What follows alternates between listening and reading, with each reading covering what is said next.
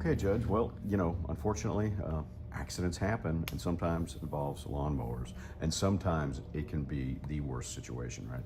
For sure. We've a few years ago we've had discussions before about it. I talked to my friend out here at Kelly Tractor, Josh Miller, who is one of the sales guys out here, and it happens a lot. I've had it happen just in my precinct 3 times in the last probably 6 or 7 years, where we've had either a tractor incident or a couple lawnmower incidents where it's been the cause of death was positional asphyxia, where the tractor or the lawnmower fell on top of them. Zero-turn mowers are amazing.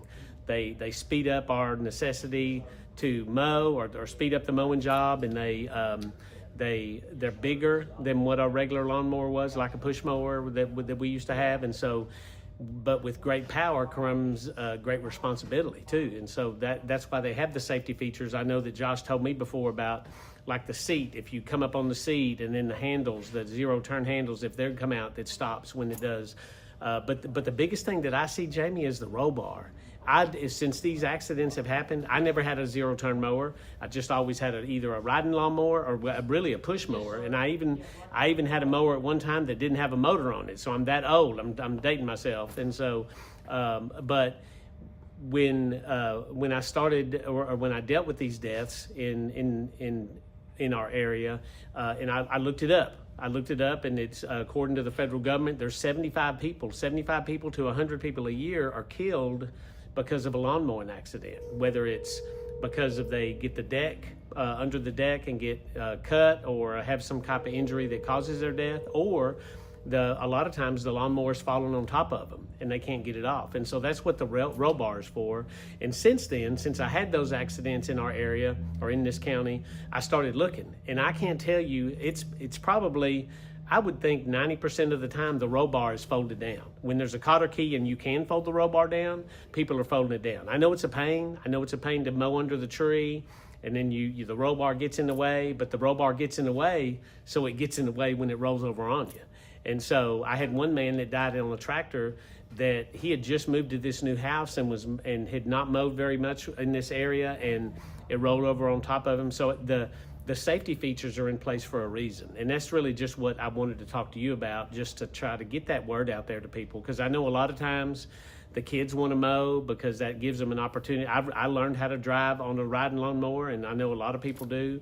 And you want to let your kids be part of the process, and then people are tied up doing other stuff, and go, well, let Junior go mow. Well, he's 16, and does he know how to mow? I mean, I just heard Josh say about if you're kind of turning over too far one way, or your equilibrium is messed up, maybe you ought to quit mowing, stop the mower, and then maybe go to a different direction. And I know that one of the incidents I had where the gentleman was mowing, and he mowed too far over on the side, and it caused the mower to turn over. So that's just a big concern to me, that how many I see where the roll bar's not up. And that's what the roll bar's there for. And I've just seen them all the time. We're coming into the summer months, and it's just a huge concern of mine. And I appreciate you coming out and just and then Mr. Miller helping us too about just bringing awareness to that. And I think it's really important that we just kind of remind East Texas a little bit about, hey, these are great tools. These are great pieces of equipment that we could use. Kelly Tractor has a whole bunch of them. They're all over the place. I know Lowe's and Home Depot, all these places have them, but they're also tools that can hurt us if we don't use them properly.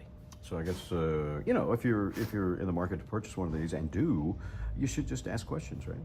I think so. I'm not sure. Mr. Miller could probably tell us more about that. I don't know if there's like a safety class, or if there's some type of, surely any kind of salesperson at any reputable place that sells them, or you could look online. I go to YouTube all the time to figure out how to do something, and maybe I'm sure that there's probably some YouTube videos out there by these manufacturers. I know there's Bad Boy mowers here, but there's other companies that make these mowers. I'm sure that they all probably have some how to and how not to operate these mowers, and so because they probably have to, just because of liability, I would think. But some places probably have classes, or you might even, I don't know. You can Google it and check yourself, but I know it's personal responsibility comes down to that. But I'm sure that there's a lot of videos on there about how to mow safely with these great pieces of equipment. I guess kind of comes down to maybe 2 things: caution and common sense.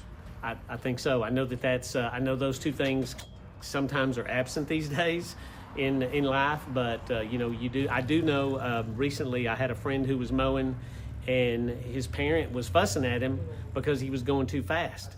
And so even though these things, even though these mowers, I just checked them, you know, the rabbit goes it's a turtle on one end and a rabbit on the other end. Just because it has the rabbit on the other end to go fast, that doesn't mean. My daddy used to fuss at me because when I mowed too fast, even with a push mower, I had a nice gap, or I had a nice strip of grass down the middle because I was going too fast. So sometimes you got to be slow and patient. Even though these are great tools, we got to be more patient and do it at a safe speed. And so that's no different with these. You know, common sense, like you said, common sense and being cautionary. You know, we got to be cautious about using these pieces of equipment. Yeah, and it's not just a zero-turn mower. It's a push mower. It's anything. I mean, your brother lost a toe, right? Yeah, he did. We had we were living in up north in Illinois. He lost a toe when we didn't have didn't have the self-propelled part hooked up. So if the self-propelled had a sprocket on one end, had a chain. Well, when they took it off, they took the guard off.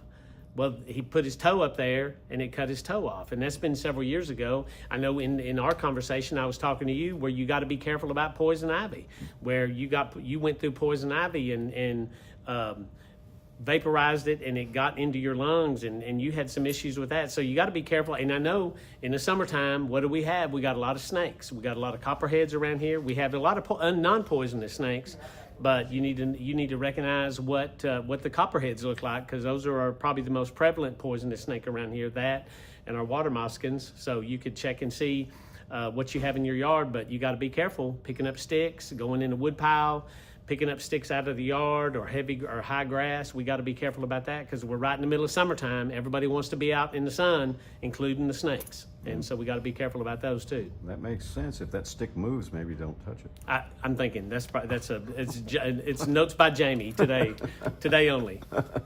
All right. Anything you'd like to add? I appreciate you coming out and talking to us, and hopefully we can, if we can just help one person, you know, just make people aware and just be safe. We want people to stick around, and we love East Texas, and just want to make people aware of what's out there and the dangers that may be lurking, and with just common sense, like you said, common sense and being cautious, I think are important.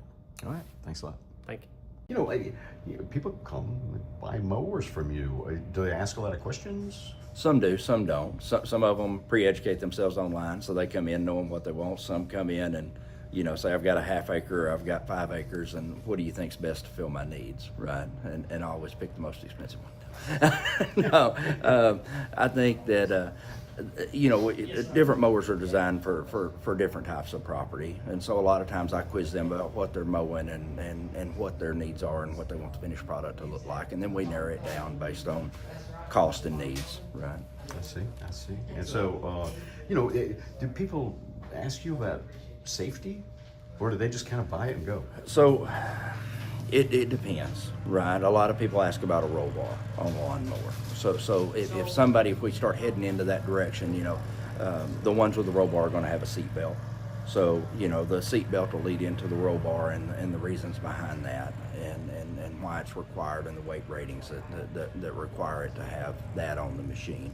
A lot of these machines now, we've got seat safety switches where if you leave the seat while the mower's going, it automatically kills itself. We have safety features within the handles of the machine, you know, to kill the machine if you have it engaged and you don't have your part break off, you bring your handles in. The machine's designed to cut itself off. So these machines at this point in the game are pretty safe to start with, but it is something that we talk about on occasion. Yes, sir. Yeah, so I guess, you know, if somebody is getting something big enough for a roll bar, do you often say, hey, it's a good idea to use this?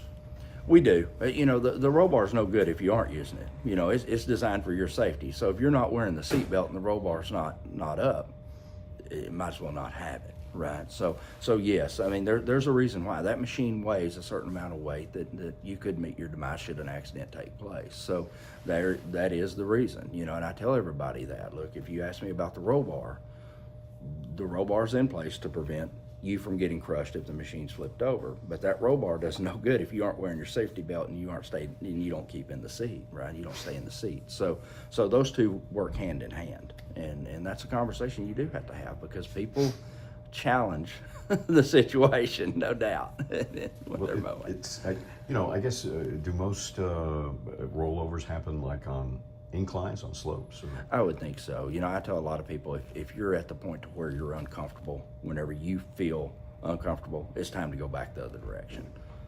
So if your equilibrium starts changing and you start sucking up and you know that you're in an uncomfortable mowing situation, let's find another way to get there, or let's use a weed eater or another product to do the mowing that you're trying to do, because if you're not safe, an accident can happen in the blink of an eye.